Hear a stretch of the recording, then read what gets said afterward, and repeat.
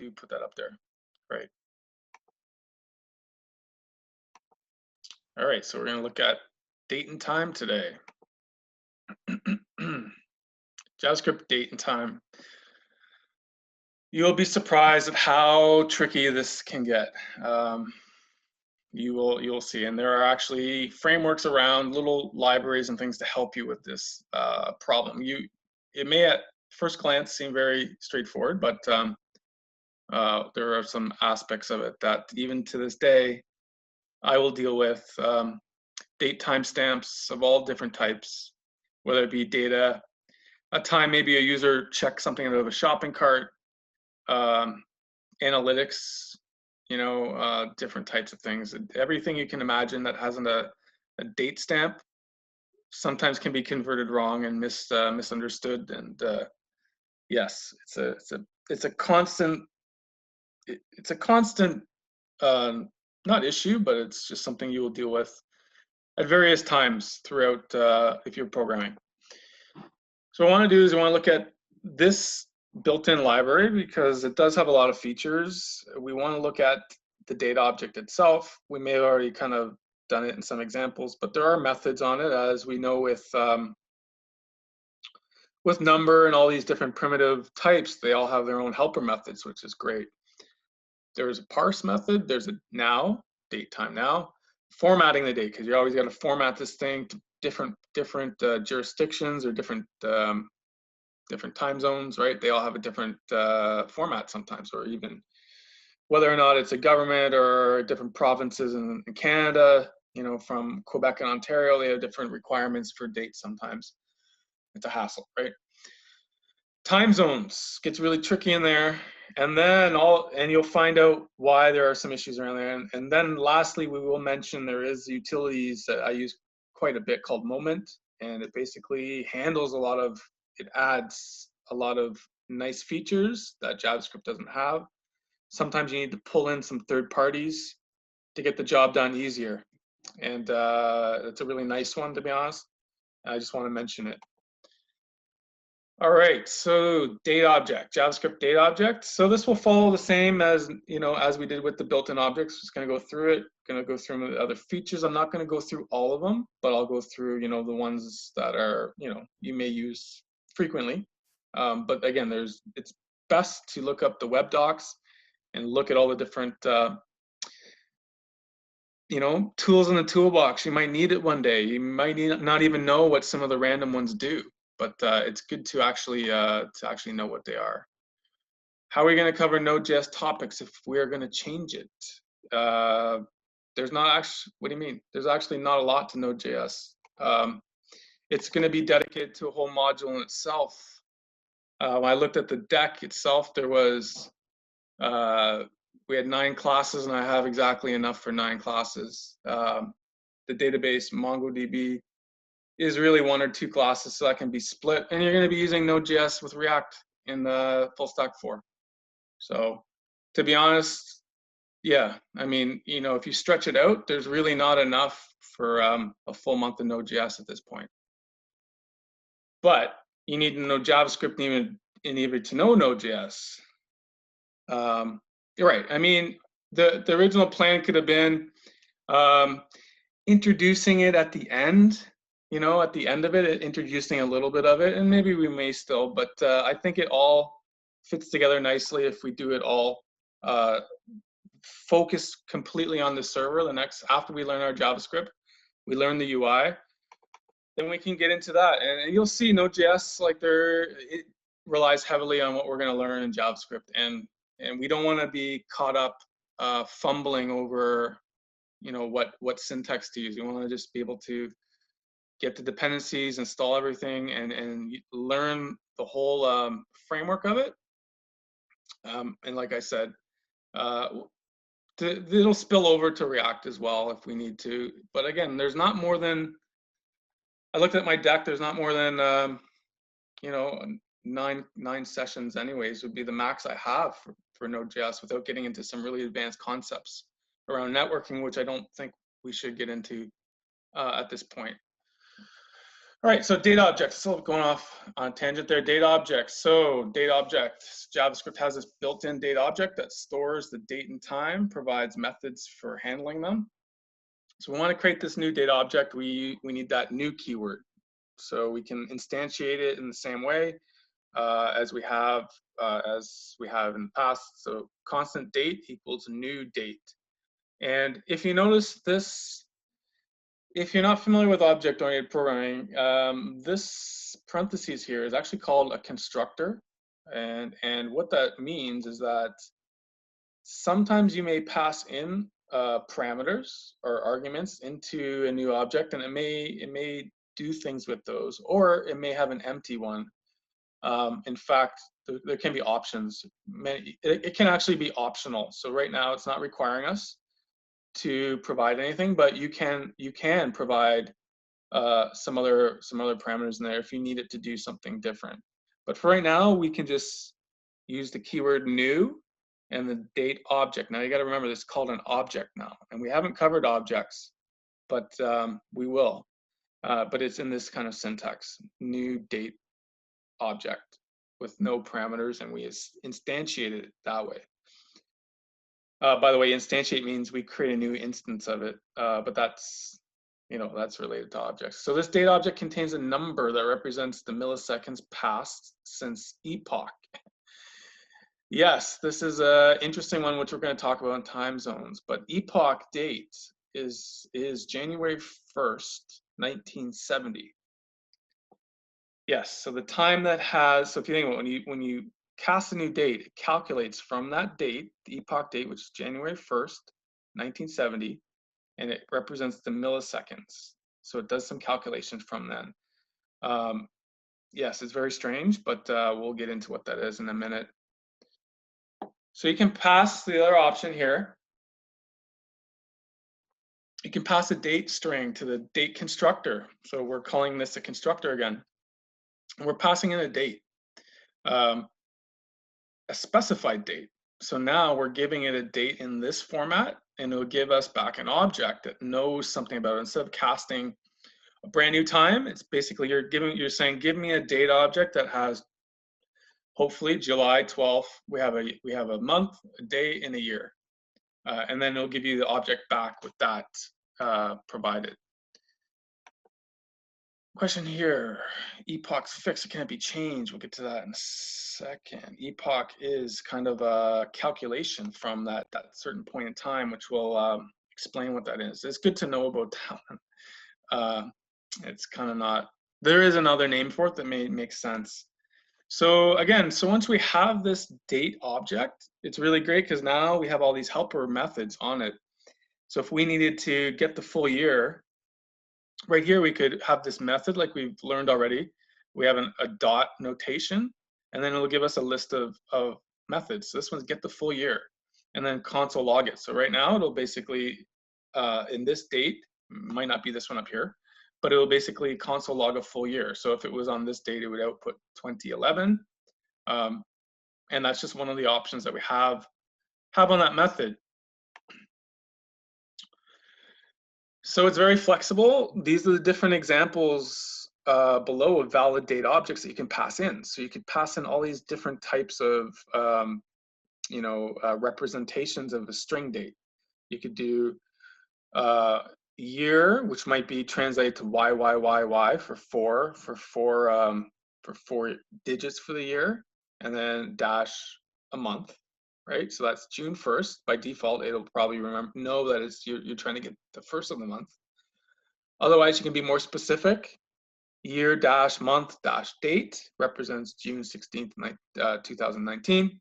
Otherwise, you just cast it. You can cast it just with the year, and then it'll roll up to January 1st at midnight. So this is doing things internally. Otherwise, you can do it in that format as well with the word June 16th in 2019. Otherwise, you can do it in the traditional fashion where you have the kind of calendar representation. Flexible, right? So you may alternate between these types of things. Why would you need these options? Because you may have something coming from a database, say a SQL database that has a timestamp, and you don't control the format. That's coming to you. You need to then take that format and represent a JavaScript object based on that format. And so it's flexible. So whatever you're given, provided it is a format that it can handle, you don't have to worry about parsing it or reformatting what you're given. So flexibility. So that's one of those things which is great. Otherwise, you would have to do a lot of legwork to provide the required parameters that the data object would take. So get a date and time with individual values. Again, now I don't really use this one, to be honest, but you could actually be very specific now with your date. You can say, you can pass it a year, and these are all integers. Representation for the year, the month, the day, the hour. Then you're breaking into the time section of the date time, right? Hour, minute, second, millisecond. Sorry, millisecond. So one thing to note is the months are 0 indexes, beginning with January for 0 and ending with December at 11. That's a weird thing with programming. Even when you're working with strings or when you're working with arrays, sometimes that first position is 0. The last position is n-1.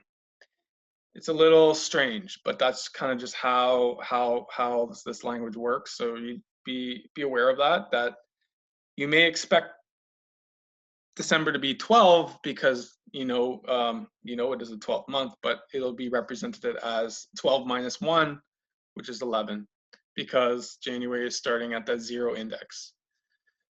Yes, that's a lot to say, but if you were to cast it, you would have to pass in 0 for the month of January. So it's a little bit interesting. And you can kind of see here in this representation of that date, it kind of gave it this format, Wednesday, which is only, it wasn't the full word, May. Then we get into the timestamp, hour, minute, millisecond, and then we get into this GMT. And more on that, Eastern Daylight Time, right? So GMT, just make note of it. Represents some issues. Some it gets a little tricky there when you're dealing with that situation. So epoch time. So going back to this.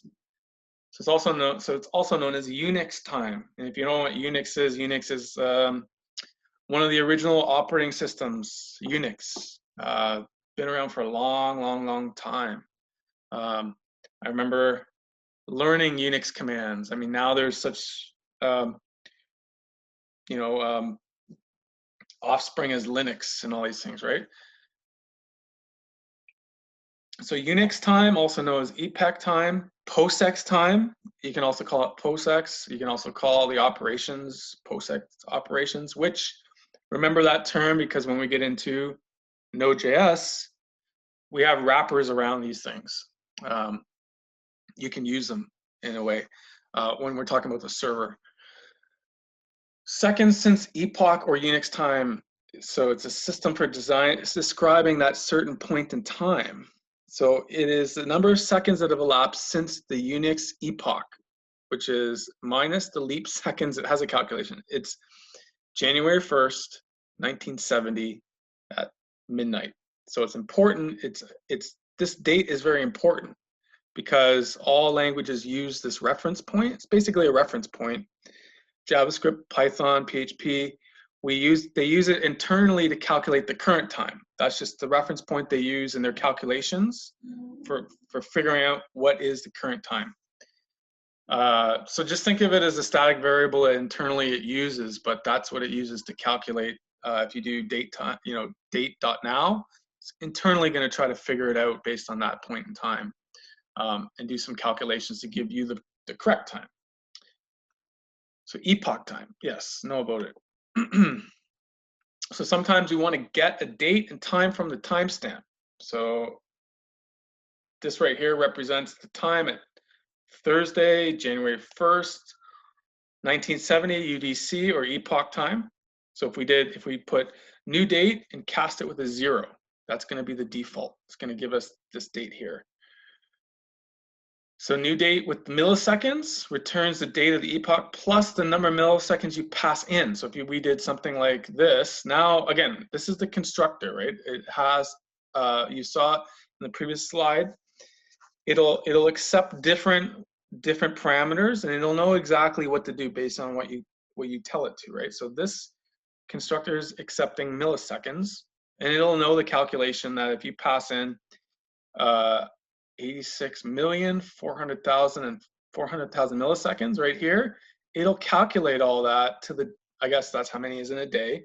So it'll be the day after epoch, the epoch date, which should be, we look at this, January 2nd, 1970. We can try that out. But yes, so this internally, let's actually look at that. Why not? How much is that to type out? I can't even type it. Let me grab my notepad here. I can't actually copy paste that there. All right.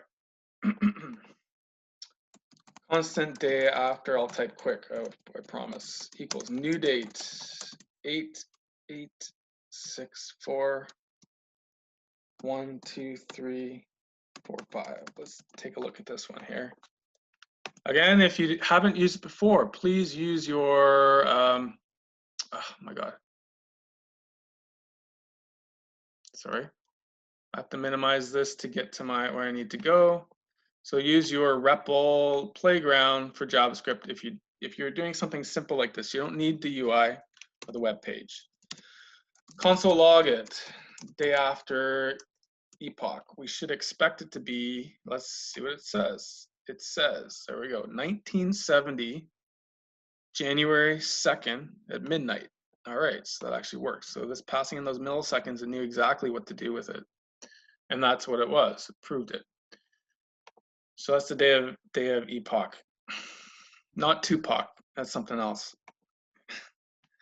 He is a person, was a person. All right, so we established a date object, but on it, there's a whole bunch of methods that you can use. Again, these are tools in your toolbox. If you already know it, great. If you don't know about these will save you a lot of time. If you try to figure this stuff out on your own, refer to the documentation. You could save yourself hours, or on a test, minutes, you know, half hour. Just quickly look it up. There might be something there that is exactly what you need.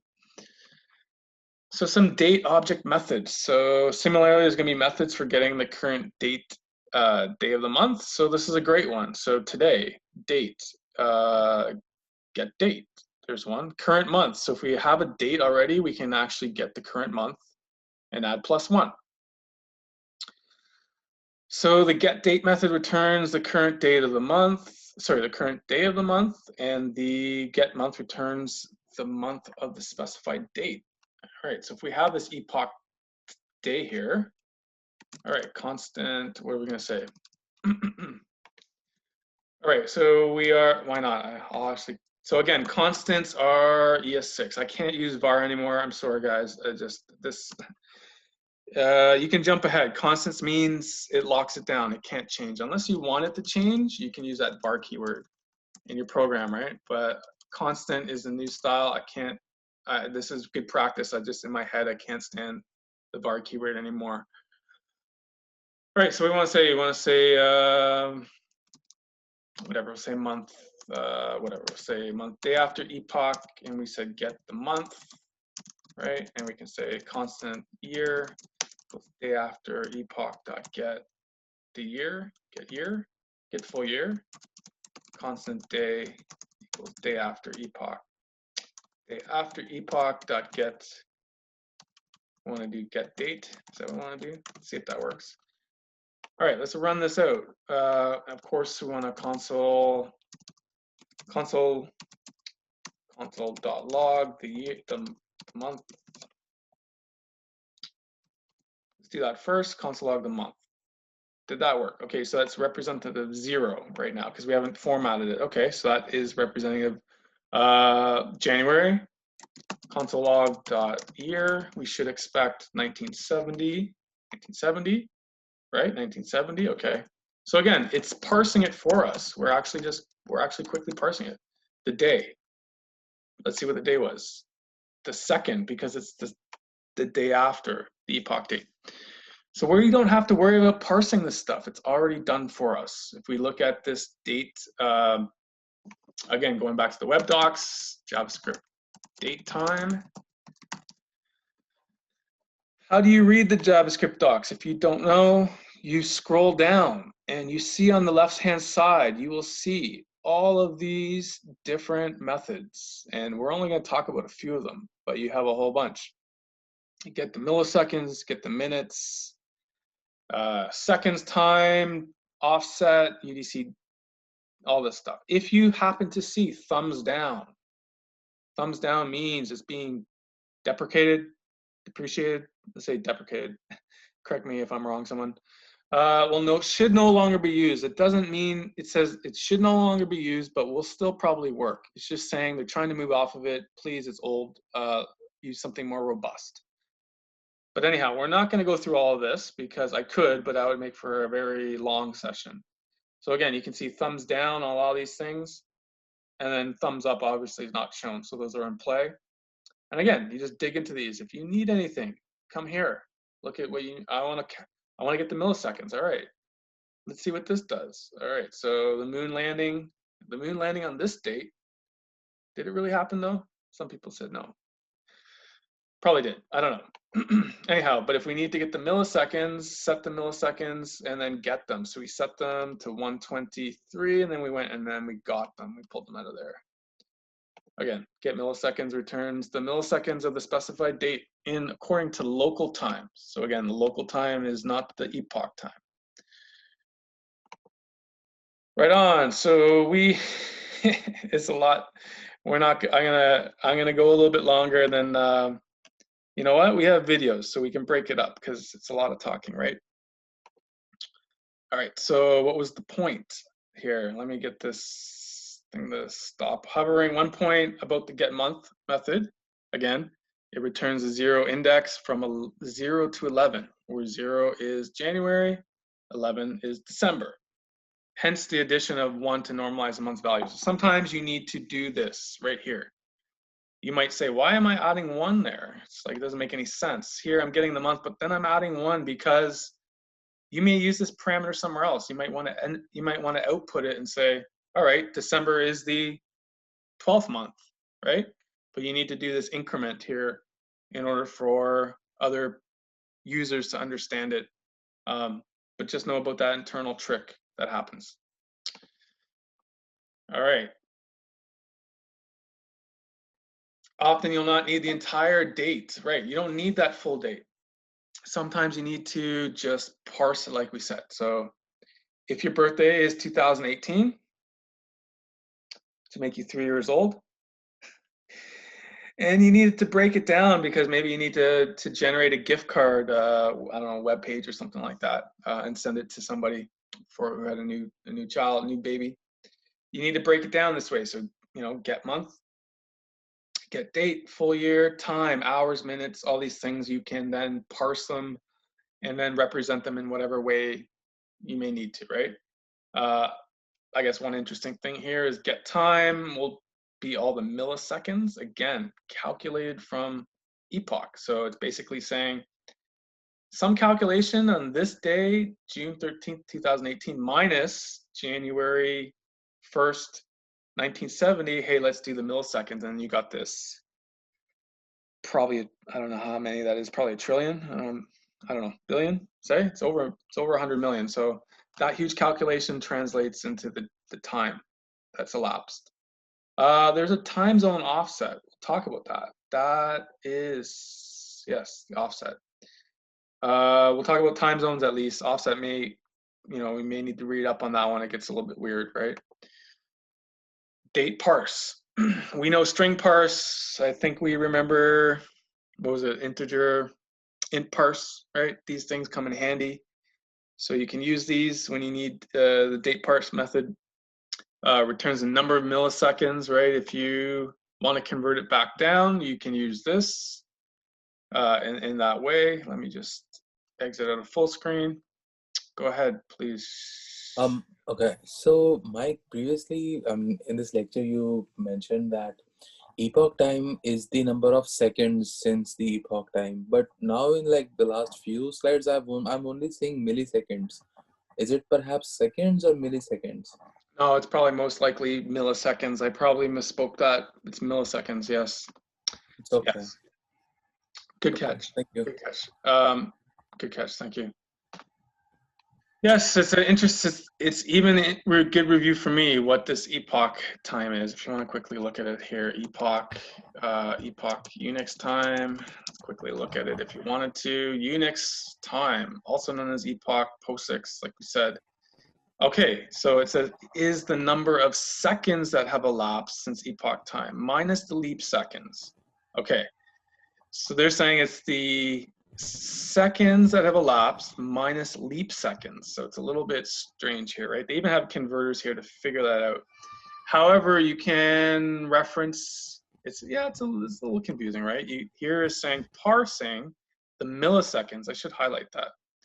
So yes, I think the first slide was correct there. But in here we are saying we're parsing milliseconds. Why do they switch back and forth? I don't know. That's the built-in internals of JavaScript. Why would they do that? But mainly it is seconds, but when it comes to parsing, it actually gives milliseconds. Perhaps just to have like a better, much more exact amount of, No, exact I get it. instant of time, perhaps. Yeah, maybe over time they realized that the calculation was better if they did milliseconds, right? So let's look at the doc here. It says parses the representation to return the milliseconds for parsing from that point in time is not okay. So then it gets into some other things you can read about, right? It'll probably give you a nice read on why it does that, but probably because it's more exact somewhere in there. Again, time is a problem for everybody. When you get into date and when you get into time, it's the problems can get very complicated. Indeed, very complicated. Right, so what did I want to show? I wanted to quickly show console log day after epoch. What did we say there was? Get milliseconds, right? Is that right spelling? No, I didn't have the right spelling there. Let me see, dot get millisecond. My God.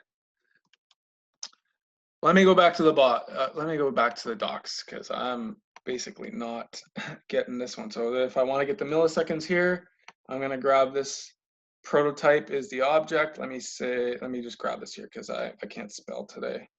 I'm on the spot. Right, go back to the REPL, and I can basically call this like this. And will it work? Cross your fingers. It didn't. So what did it say? It said 0. The day after epoch is saying the milliseconds was 0. I guess because it's calculating from that point in time. All right. Let that chug. Okay, well, I lost all my code. Well, that happens. That happens quite a bit. Don't refresh it. You're going to lose your code. All right, well, we're going to say that get milliseconds works as expected. Don't refresh those REPLs when you're doing a demo because you'll lose your code. All right, date parse. So a good way to find the current date is using date now. So static method is if when we're talking about object-oriented programming, static and static methods, you don't really need to instantiate the object to use them. It's basically a method that you can call in that way, right? If you notice, you don't have to new it up, right? You can just use date.now. It's not creating a new object, so you can just do date.now. So it's basically a utility that you can use whenever you need to, opposed to if you are casting a new date, you'd have to do that new keyword there, right? If you're creating a new object, a new date object to work with. But if you want to quickly, let's do it, right? Console log date now. Let's run that. So it's going to give you this format here again, probably milliseconds, and we got to format it. But basically, it's saying that we don't need to do anything other. We don't have to do this. We don't have to do new date now, right? Because that's not going to work. It's going to say it's not it's not to be used in that way. It's basically used to be called like a static utility. You just, on your timestamp, you timestamp something to the database. What's the time now? Maybe you convert it in a better way, because you don't want to insert the milliseconds, because then you're going to leave it to some other developer to convert that, which you're not a team player then. Right. So date time, that's what they mean by that, is it's a static method. You don't need to instantiate it. You just call it as is. Date.now. Utility method, use it everywhere. So you could actually grab that elapsed time there and pass it into today. So, all right, so what they're saying here is, I can't copy paste that, but they're saying, all right, so forget about this. We could say elapsed time, milliseconds, let's say milliseconds, right, for today.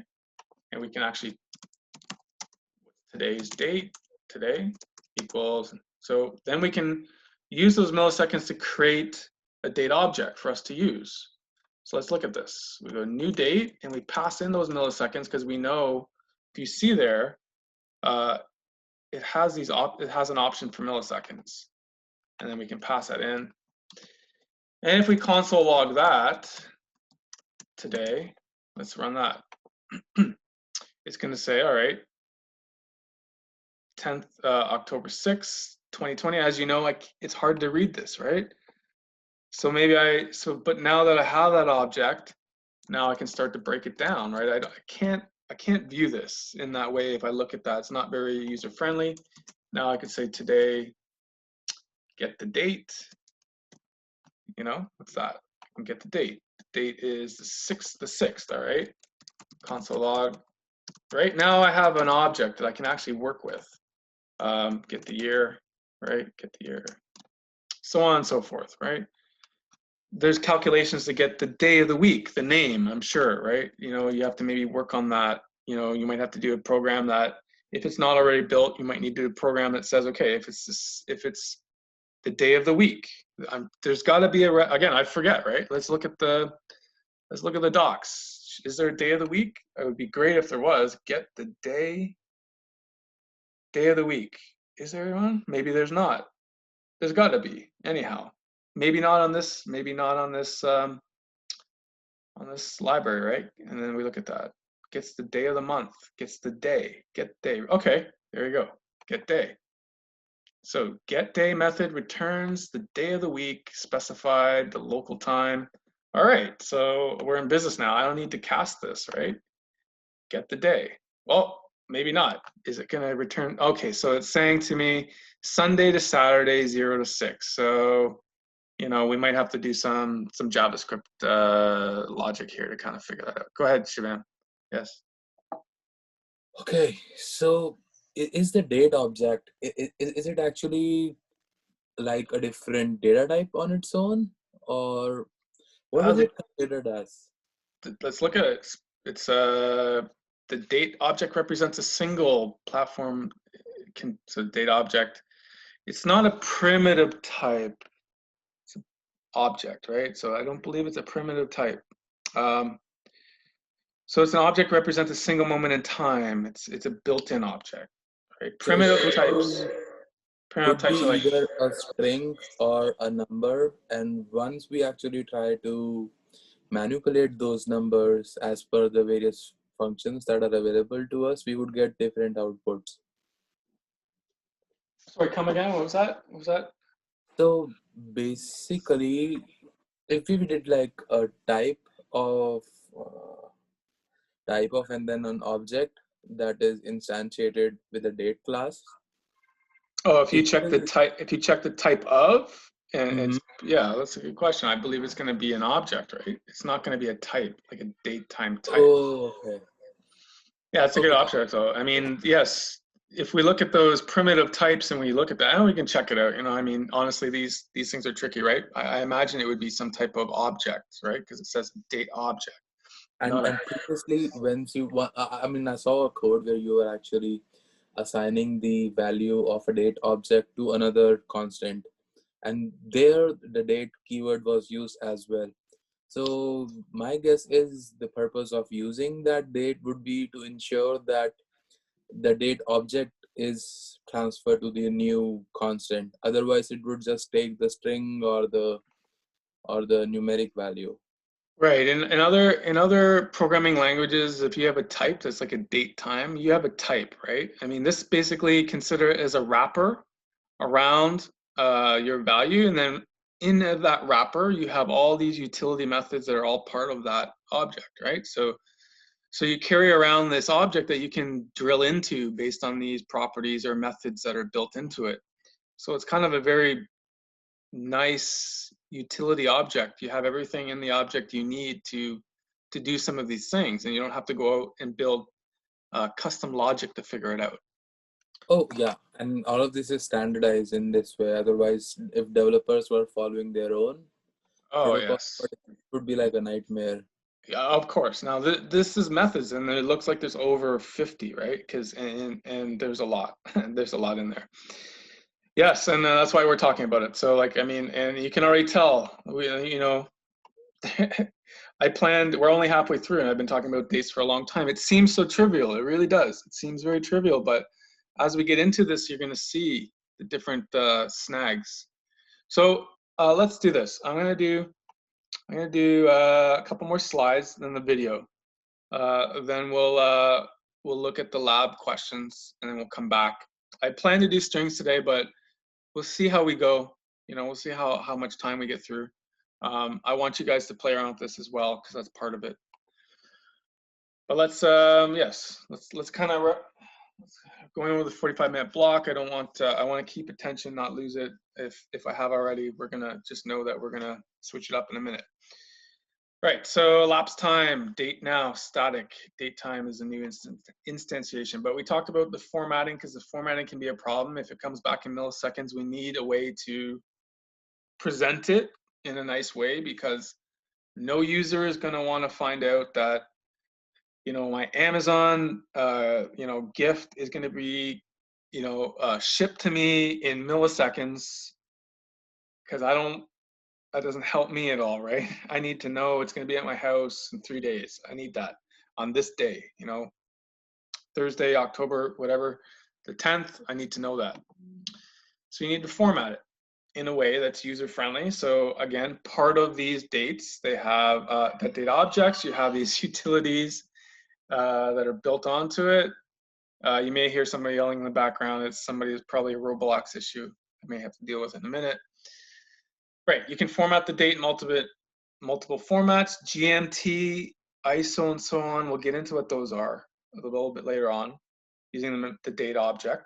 The toString, the to-date string, that will change it to a readable format, right? We take those milliseconds, we go to-date string, it's gonna format it into something that we understand. To ISO string is another one.